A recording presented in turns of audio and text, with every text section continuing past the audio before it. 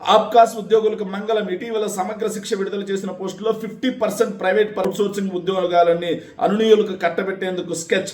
గత ప్రభుత్వంలో అవుట్సోర్సింగ్ ఉద్యోగుల రక్షణకు ఆబ్కాస్ ఏర్పాటు. 1,00,000 మందికి పైగా చిరుద్యోగులకు ఏజెన్సీల దోపిడీ నుంచి ప్రభుత్వ పరంగా రక్షణ. చంద్రబాబు నాయుడు గారు అనే ఒక వ్యక్తి ఉద్యోగులకు వెన్నుపోటు పొడుస్తాడు అయ్యా, వద్దయ్యా అని చెప్పిన ఉద్యోగులు వెళ్ళ. పిఆర్సీ కమిషన్కు దిక్కు లేదు, ఐఆర్కి దిక్కు లేదు, జీతాలు ఎప్పుడు వస్తాయో తెలియదు. ఇంకా చూసుకుంటే పిఆర్సీ కమిషన్ ఏమైపోయిందో తెలియదు, డిఏలు పెండింగు. చివరికి ఆప్కోస్ ఉద్యోగులకి నిజంగా 50% మళ్ళీ ప్రైవేట్ పరం చేస్తున్నారు. ప్రైవేట్ పరం ఎందుకు చేస్తున్నారు? 10,000 జీతం వస్తుంటే అందులో 2,000 కమిషన్. ఆ కమిషన్ ఎవరికి? తన అనునీయులకు కాంట్రాక్టులు కట్టబెట్టి మళ్ళీ కమిషన్ల పర్వానికి లేవనెత్తి మళ్ళీ ఉద్యోగుల యొక్క శ్రమ దోపిడీ.